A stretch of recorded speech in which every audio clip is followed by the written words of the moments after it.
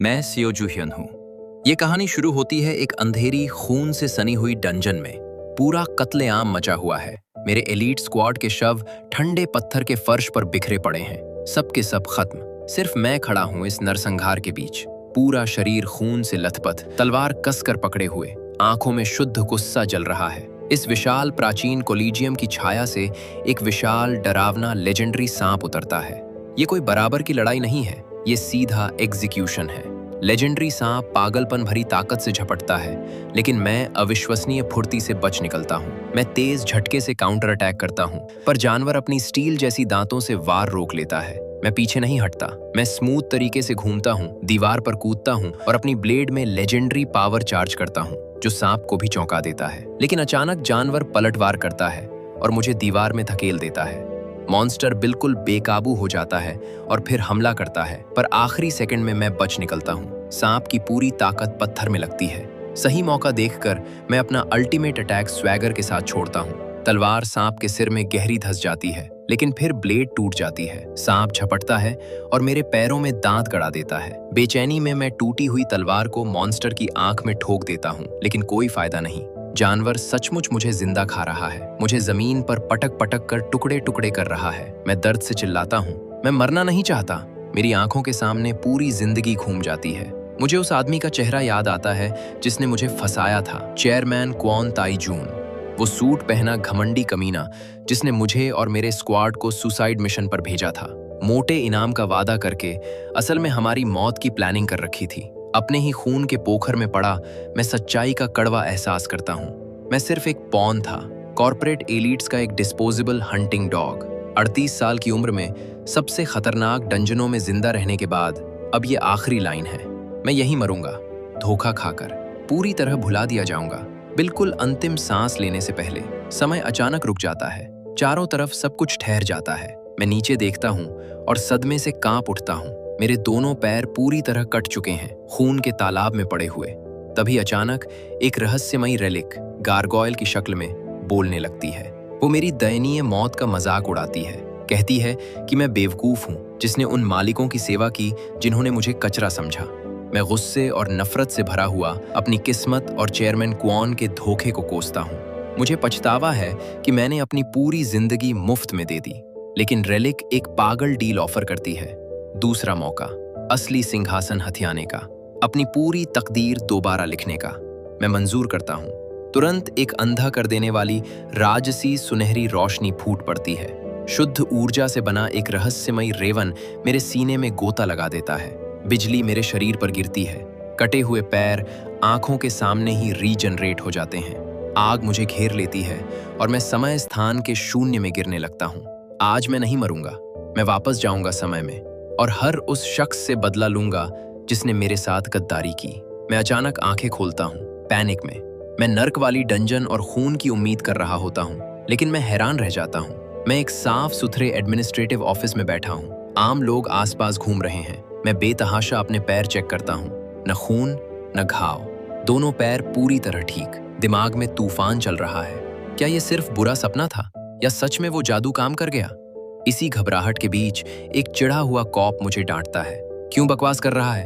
Investigation के लिए अपनी डिटेल दे। मैं कॉप को घूरे जा रहा हूँ, पूरी तरह खोया हुआ। फिर मेरी नजर डेस्क पर रखी डिजिटल क्लॉक पर जाती है और असली सदमा लगता है। तारीख लिखी है 1 जनवरी 2025। उसी पल सब कुछ क्लिक हो जाता है। रहस्यमयी रेलिक झूठ नहीं बोल रही थी। मैंने सिर्फ मौत को धोखा नहीं दिया था, मैं पूरे 15 साल पीछे समय में आ चुका था। ठीक उस पल से पहले जब जादुई टॉम्स और मॉन्स्टर्स ने दुनिया को बर्बाद कर दिया था। मेरे अंदर पागल खुशी और पूरा इनकार का मिश्रण उमड़ आता है। ये मेरा गोल्डन टिकट है, पुरानी गलतियां मिटाने का, अपने साथियों को बचाने का और इतिहास को पूरी तरह से दोबारा लिखने का। तभी एक चिढ़ाने वाली औरत की आवाज मेरी सोच तोड़ देती है। वो कॉप पर चिल्ला रही है, मुझे गालियां दे रही है और मुझ पर आरोप लगा रही है कि मैंने उसके बेटे को बुरी तरह पीटा है। मैं नजर घुमाकर देखता हूँ। एक पीले जैकेट वाला, झाइयों वाला लड़का, चेहरे पर घमंडी, चुनौती भरी मुस्कान। मुझे ये दिन बिल्कुल याद है। ये कमीना खुद झगड़ा शुरू करता था, फिर जमीन पर गिरकर चोट का नाटक करता था ताकि मोटा मुआवजा वसूल सके। पिछली बार पैसों की तंगी में फंसे मुझे घुटनों पर बैठकर इनसे माफी मांगनी पड़ी थी। औरत मेरी चुप्पी से और भड़क जाती है और हाथ उठाकर थप्पड़ मारने आती है, लेकिन 1 सेकंड के अंश में मैं उसका हाथ लोहे जैसी पकड़ में जकड़ लेता हूँ। मैं खड़ा हो जाता हूँ, ठंडा, बर्फ जैसा। चेहरे पर एक डरावनी मुस्कान फैल जाती है। ये साबित कर रही है कि अतीत का कमजोर आदमी अब मर चुका है। औरत मेरी कुचलने वाली पकड़ से थर्रा जाती है। मैं सबके सामने उसके बेटे का घटिया झूठ बेनकाब कर देता हूँ। घमंडी लड़के की मुस्कान गायब हो जाती है। वो बेवकूफ़ी से आगे बढ़कर मुक्का मारने आता है ताकि अपनी माँ को सही साबित कर सके, लेकिन 15 साल मॉन्स्टर्स काटने वाले आदमी के लिए ये मुक्का कछुए से भी धीमा है। बिजली जैसी फुर्ती से मैं बच निकलता हूँ, उसके हाथ को पीछे मोड़ता हूँ और जोर से जमीन पर पटक देता हूँ। लड़का दर्द से चीख उठता है। कॉप इस अविश्वसनीय रिफ्लेक्स को देखकर पूरी तरह स्तब्ध रह जाता है। माँ के चीखने पर कॉप होश में आता है और मुझे छोड़ने का हुक्म देता है। आत्मविश्वास भरी मुस्कान के साथ मैं डरे हुए लड़के को छोड़ देता हूँ और अफरा तफरी रोकने के लिए कॉप अस्थायी तौर पर मुझे होल्डिंग सेल में डाल देता है, लेकिन सलाखों के पीछे बैठे मेरे चेहरे पर विजेता वाली मुस्कान है। खेल अभी शुरू ही हुआ है और सारे जीतने वाले कार्ड मेरे पास हैं। मैं सेल में आराम से बैठा हूँ, कॉप की चिल्लापों को पूरी तरह अनदेखा करते हुए बस मुस्कुरा रहा हूँ। फर्जी केस, कोई फर्क नहीं पड़ता। मैं अच्छी तरह जानता हूँ जब वो चीजें आएंगी तो ये कानून बेकार हो जाएंगे। मैं अपने अतीत का बुरा सपना दोबारा जीने लगता हूँ। 2025 में दुनिया सचमुच टूट गई थी। भयंकर भूकंप आए और खंडहरों से मिथिकल टोम्स उभर आए। उनमें जादुई रेलिक्स छिपी थीं जो सुपरनैचुरल पावर्स देती थीं। पूरी दुनिया लालच से पागल हो गई। उस समय मैं एक बेदर्द कॉरपोरेशन और उसके लालची चेयरमैन क्वॉन ताई जून के लिए गुलाम की तरह काम करता था। वो मुझे टोम्स रेड करने और जान जोखिम में डालने पर मजबूर करते थे। सारा गंदा काम मुझसे करवाते थे, खुद मालामाल हो जाते थे और आखिर में मुझे धोखा दे देते थे। यादें और काली हो जाती हैं। मैं याद करता हूँ कैसे क्वान ताई जून और उसके चेलों ने सारी ताकतवर रेलिक्स पर एकाधिकार जमा लिया था। बाकी किसी को पास भी नहीं फटकने दिया। वो सचमुच दुनिया के नए राजा बन गए थे। मुझे वो अपमान याद आता है, उनके जूतों के नीचे काम करना, समाज को गुलाम बनाने वाले एलिट्स का सस्ता औजार बनना। खून उबलने लगता है जब उन चेहरों को याद करता हूँ जिन्होंने मुझे कुचला था, खासकर वे घमंडी कमीने जिन्होंने मुझे कीड़े की तरह ट्रीट किया था। लेकिन अभी इस सेल में बैठे हुए मेरे चेहरे पर आत्मविश्वास भरी मुस्कान फैल जाती है। इस बार मेरे पास अल्टीमेट चीट शीट है। मैं भविष्य जानता हूँ। मैं खुद एम्पायर बनाऊंगा, कोई मुझे दोबारा इस्तेमाल नहीं कर पाएगा और मैं हर एक रेलिक उनके नाक के नीचे से छीन लूंगा, पहले कि उन्हें पता भी चले कि वो मौजूद हैं। ठीक प्लानिंग के बीच अचानक हवा गूंजने लगती है। एक चमकदार पारदर्शी नीली स्क्रीन हवा में मटीरियलाइज हो जाती है। क्रिप्टिक टेक्स्ट पढ़ाई देता है, टॉम रेडर सिस्टम। मैं चौंक जाता हूँ। तुरंत चारों तरफ नजर घुमाता हूँ कि कोई और तो नहीं देख रहा। मैं आंखें मीच कर सोचता हूँ शायद थकान से हेलुसिनेशन हो रहा है, लेकिन स्क्रीन बनी रहती है। टेक्स्ट बदलता है और बताता है कि ये बेसिक रेलिक हंटिंग स्किल्स देता है। क्लिक हो जाता है। ये उस रहस्यमयी रेवन का तोहफा है। System F rank sensing skill unlock करता है, 1 मीटर के दायरे में कोई भी मूवमेंट डिटेक्ट करने की क्षमता। तो अब मेरी जिंदगी वीडियो गेम बन गई। मेरा वेटरन एक्सपीरियंस अभी भी बरकरार है और ये स्क्रीन छुपी हुई रेलिक्स छीनने का मेरा अल्टीमेट रडार बनेगी। ठीक मास्टर प्लान दोबारा बनाते हुए सेल का दरवाजा खुल जाता है। एक बिल्कुल अलग कॉप अंदर आता है, चेहरे पर गर्म दोस्ताना मुस्कान, सीधा मेरी ओर। मैं पुलिस स्टेशन से बाहर निकलता हूँ। फ्रेंडली कॉप गड़बड़ के लिए माफी मांगता है और बताता है कि उस कमीने को लॉकअप में डाल दिया गया है जिसने मुझे फंसाने की कोशिश की थी। मैं आत्मविश्वास भरी मुस्कान देता हूँ। मुझे याद है पिछली बार सिर्फ यही कॉप मेरे साथ खड़ा था। मैं धन्यवाद कहता हूँ, फिर आराम से पूछता हूँ, आजकल कोई अजीब घटनाएं तो नहीं हो रही? लोग हेलुसिनेशंस देख रहे हों, मॉन्स्टर्स या शायद सुपर पावर्स? कॉप हैरान नजरों से देखता है और कहता है कि सब कुछ पूरी तरह नॉर्मल है, ऐसी कोई बात नहीं हुई। उसी पल मुझे यकीन हो जाता है, रेलिक्स अभी पब्लिक नहीं हुई हैं। ये मेरा गोल्डन विंडो है तैयार होने का। तुरंत कैश कैसे जुटाएं ताकि अपना प्लान शुरू कर सके। ये सोचते हुए मैं अचानक एक अंधेरी संकरी गली में फंस जाता हूँ। लोकल ठगों का एक गैंग मुझे घेर लेता है। मैं उनके लीडर की आंखों में आंखें डालता हूँ और भौं उठाकर मजाकिया मुस्कान देता हूँ। यादें बाढ़ की तरह उमड़ आती हैं। ये है रॉकी, एक पुराना स्कूल ठग जो अपनी बहन के साथ अंडरग्राउंड स्टोलन आर्ट और रेलिक का रैकेट चलाता था। पिछली बार पैसों की तंगी में फंसे मुझे स्कूल के बाद इनके लिए काम करना पड़ता था। रॉकी और उसके गुंडे लगातार गाली गलौज और मारपीट करते थे क्योंकि मुझे पैसे की सख्त जरूरत थी। लेकिन अभी मेरी आंखों में बिल्कुल अलग नजर है। रॉकीज एक गुंडा आगे बढ़ता है, घमंड से भरा हुआ, और गंदी टोन में धमकी देता है, अगला जॉब भारी होगा, कोई गलती बर्दाश्त नहीं साले। मैं मूर्ति की तरह खड़ा रहता हूं, लेकिन आंखों में शुद्ध द्वेष चमकता है और चेहरे पर एक डरावनी मुस्कान फैल जाती है। गुंडा मुक्का मारता है, लेकिन एक सेकंड के अंश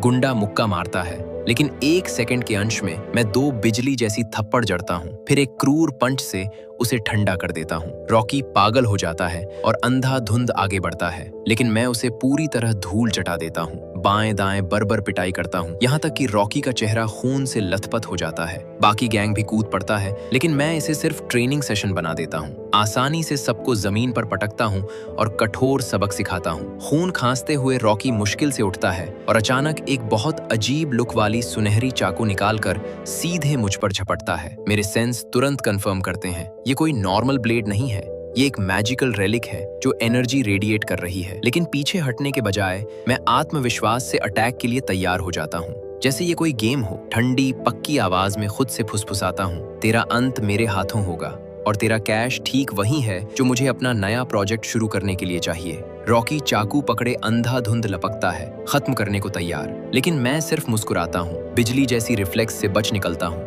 रॉकी का हाथ पीछे मोड़ता हूँ और दर्द से चीखते हुए उसे गिरा देता हूँ। एक झटके में सुनहरी डैगर छीन लेता हूँ। थग थर्राए खड़े हैं, अपने बॉस की पूरी बेइज्जती देख रहे हैं। मैं रेलिक एक्टिवेट करता हूँ। एक चमकदार नीली आभा मेरे हाथ को घेर लेती है। मैजिक मुझे एक्सरे विजन दे देता है। मैं सचमुच ठगों की हड्डियों का ढांचा देख पाता हूँ। एक पल में मैं सुपर फास्ट स्लैश करता हूँ, सिर्फ सतही कट। जैसे ही खून निकलता है मैं ठंडी हंसी हंसता हूँ। ये तो सिर्फ खरोंचे हैं, लेकिन अगर अभी जेबें खाली नहीं की तो अगला कट सीधा हड्डी तक जाएगा। उधर एक हाई एंड आर्ट गैलरी के ऑफिस में मैनेजर रॉकीज बहन आरेजून बिल्कुल गुस्से से पागल हो रही है। फोन बजता है, लाइन पर रॉकी है, आवाज पूरी तरह डरी हुई।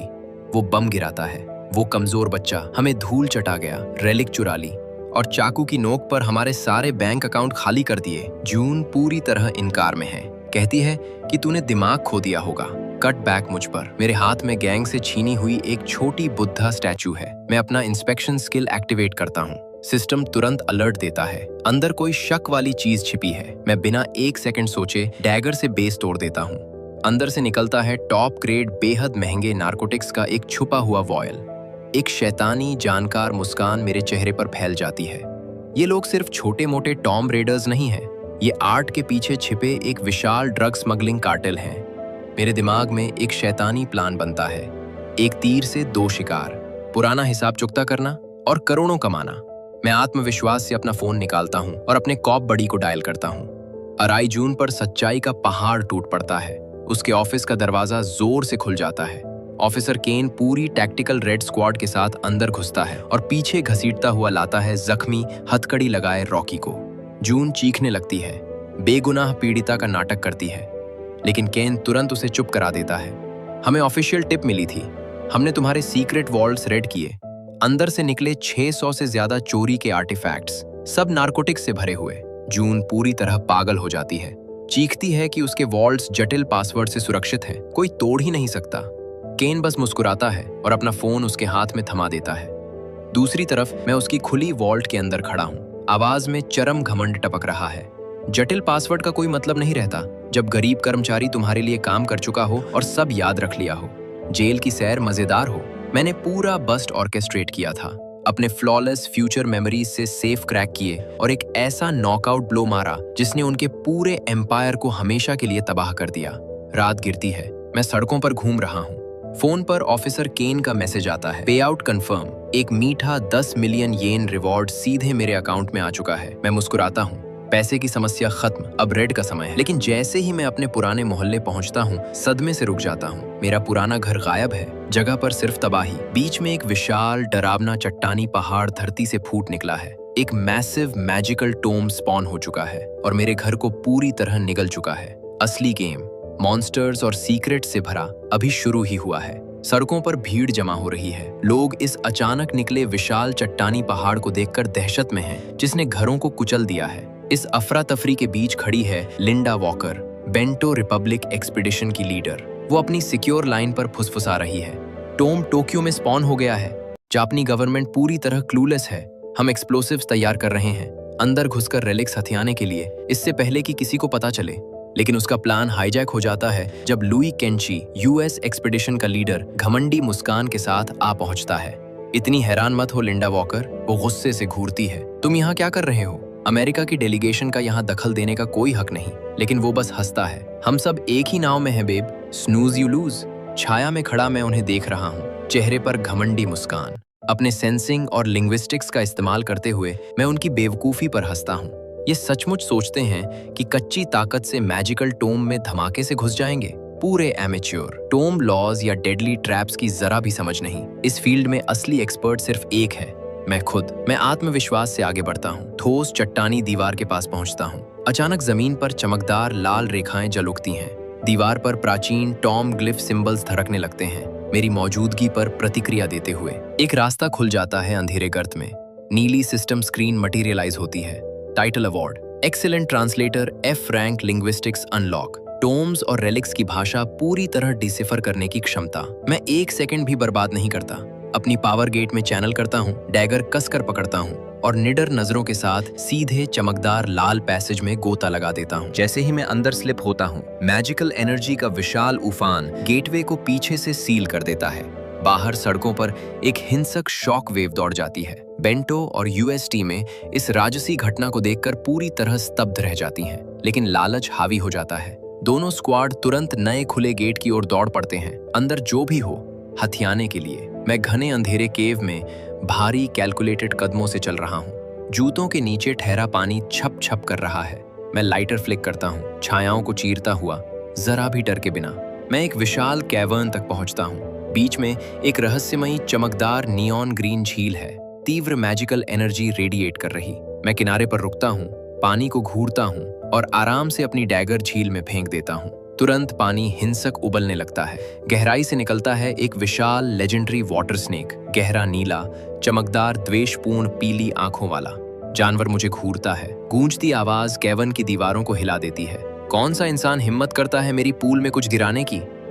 मैं मूर्ति की तरह डटा रहता हूँ। सांप घृणा से सिर झुकाता है, रेजर शार्प दांतों से भरे जबड़े खोलता है और दो अलग ब्लेड्स पेश करता है, एक चमकदार सुनहरी डैगर, एक शांत चांदी वाली। सांप व्यंग करता है, टेस्ट करते हुए, इनमें से कौन सी गिराई थी तूने? जू ह्यून शैतानी स्मार्ट मुस्कान देता है। वो ये क्लासिक फेरीटेल टेस्ट बिल्कुल जानता है। ईमानदारी से जवाब दो तो दोनों इनाम में मिल जाएं। लेकिन जू ह्यून नियमों का पालन नहीं करता। वो अपना अगला मूव कैलकुलेट करता है। जानवर को टेस्ट करने के लिए ठंडे स्वर में कहता है, पहले करीब से देखने दो। वो जानता है ये रेलिक शुद्ध बुराई है। पिछली जिंदगी में इसी ने अमेरिका में यही ब्रेन वॉशिंग ट्रिक इस्तेमाल की थी। एलीट एक्सप्लोरर्स को दिमागहीन, खून के प्यासे किलर बना दिया था। ये कोई ईमानदारी का टेस्ट नहीं, ये ट्रैप है। और जू ह्यून हमला करने वाला है। एक झटके में डैगर निकालता है, जंगली बाज की तरह सीधे लेजेंडरी स्नेक पर कूद पड़ता है और बर्बर ताकत से काटना शुरू कर देता है। जानवर दर्द से चीखता है। उसकी गहरी नीली स्केल्स बर्बर हमले के नीचे चमकदार सोने में बदलने लगती हैं। जू ह्यून ठंडी मजाकिया मुस्कान के साथ हंसता है। सच में सोचा था कि मैं इस रूकी ट्रैप में फंस जाऊंगा? तुम लोगों पर तो जान के बावजूद भी भरोसा नहीं करूंगा। मरता सांप पूरा इनकार में हांफता है। तुझे हमारा सीक्रेट कैसे पता चला इंसान? जू ह्यून ठंडे स्वर में याद दिलाता है पिछली जिंदगी की कुख्यात अमेरिका घटना, जहां ठीक यही डैगर्स एलीट एक्सप्लोरर्स के दिमाग हाईजैक करके उन्हें ब्रेन वॉश्ड सीरियल किलर बना देती थी। ये गंदा प्लेबुक उसके लिए प्राचीन इतिहास है। वो इसे अंदर बाहर जानता है। सांप तेजी से कमजोर पड़ रहा है, लेकिन जू ह्यून अभी खत्म नहीं हुआ। वो इस रेलिक को तोड़ने और पूरी तरह अपने टर्म्स पर समर्पण कराने का फैसला करता है। अपनी शुद्ध विल पावर और पूर्ण जबरदस्ती की डरावनी आभा एक्टिवेट करता है। आंखों में मेनसिंग लाल बिजली चमकती है, जो मैजिकल आर्टिफैक्ट को जड़ तक हिला देती है। जानवर पूरी हार में चीखता है, समझ जाता है कि जू ह्यून के ओवरवेलमिंग डोमिनेंस से बचने का जरा भी चांस नहीं। अचानक विशाल सांप चमकदार मैजिकल पार्टिकल्स में घुल जाता है। हवा में घूमते हुए जू ह्यून के हाथों में ठोस हो जाते हैं दो बैडएस हैंड एक्सेस, एक चमकदार गोल्ड, एक स्लीक सिल्वर। नीली सिस्टम स्क्रीन मटेरियलाइज होती है। नया मजेदार title, dispensable relic threatener F rank tomb excavation skill unlock. Dungeon raiding stats को बफ करने वाली। जू ह्यून के चेहरे पर शैतानी मुस्कान फैल जाती है। ट्रैशी टाइटल सही है, लेकिन काम तो पूरा करता है। अब उसके पास इस गेम को चलाने का परफेक्ट चीट कोड है और अभी अभी डबल पे आउट भी मिल गया। जैसे ही माहौल शांत होता है, लिंडा वॉकर और लुई केंची कैवर्न में घुस पड़ते हैं, पूरे एमेच्योर की तरह। घमंडी लुई एक रहस्यमयी लाल फ्लास्क निकालता है और आराम से पानी में फेंक देता है, गार्जियन को समन करने के लिए। सोचता है कि वो कोई टैक्टिकल मास्टरमाइंड है जो टूम्ब हाईजैक करने वाला है। झाड़ियों की छाया में छिपा जू ह्यून उनकी बेवकूफी पर सिर पकड़कर हंस रहा है। स्नूज यू लूज डमीज, तुम बहुत देर कर चुके हो। अचानक हवा गूंजने लगती है। हिंसक भूकंप कैवर्न को हिला देता है। छत से विशाल बोल्डर्स गिरने लगते हैं। पूरा टूम्ब ढह रहा है। राइवल टीमें दिमाग खोकर जान बचाने दौड़ पड़ती हैं, जबकि जू ह्यून आसानी से फिसल जाता है, पूरा बोर्ड अकेले साफ करके, अल्टीमेट पावर की ओर अपना पहला कदम बढ़ाते हुए। कट टू तबाह हो चुके आर्ट गैलरी ऑफिस। ओ, सॉन्ग वू बिल्कुल पागल हो रहा है। ऑफिस को तहस नहस कर रहा है। अराकी के गुंडे जूतों में कांप रहे हैं। जू ह्यून ने उन्हें पूरी तरह साफ कर दिया था। अचानक सुंग वू का फोन बजता है और अनुमान लगाओ कौन कॉल कर रहा है। हमारा आदमी जू ह्यून, विलन की तरह आराम से बैठा आइस कोल्ड स्वैगर के साथ धमकी दे रहा है। वो उन्हें सीक्रेट मिशन पर भेजता है, लास वेगस, दुनिया की सबसे बड़ी अंडरग्राउंड मैजिकल ऑक्शन माइडस में घुसकर जासूसी करने और उनके पुराने बॉस चेयरमैन क्वान ताई जून पर नजर रखने। सॉन्ग वू पूरी तरह पागल हो जाता है, चीखता है, तू पागल हो गया है क्या लड़के? हम तो बिल्कुल बर्बाद हैं, यात्रा कैसे करें? लेकिन जू ह्यून तुरंत उसे चुप करा देता है। पे आउट मोटा होगा, ये सिर्फ बिजनेस है, तरीका निकालो, अच्छे से ऑर्डर फॉलो करो, वरना अगला सबक इतना फ्रेंडली नहीं होगा। हमारा आदमी टोक्यो की धूप भरी सड़कों पर निकलता है, हाथ में जूस का कैन शांत स्वर में घूंट ले रहा है। अचानक उसकी नजर एक विशाल न्यूज स्क्रीन पर जाती है। कावासाकी स्टेशन पर एक अजीब रहस्यमयी घटना की रिपोर्ट। एक आदमी पूरी तरह अनियंत्रित व्यवहार कर रहा है, बेतहाशा हमला कर रहा है और पब्लिक में पूरा हंगामा मचा रहा है। जू ह्यून जानकार शैतानी मुस्कान देता है। वो बिल्कुल जानता है क्या हो रहा है। ये टूम्ब इरप्शंस की असली शुरुआत है। डंजन ऑफिशियली स्पॉन होने से पहले रोग रेलिक एनर्जी लीक होती है, कमजोर दिमागों को हाईजैक कर देती है और इंसानों को पूरी तरह केओस में धकेल देती है। सड़क पर चलते हुए वो लुई केंची से टकरा जाता है। लुई पूरी तरह बिखरा हुआ, आंखों में शुद्ध द्वेष चल रहा है, पागलों की तरह चिल्लाता है, कदम संभाल कर चल।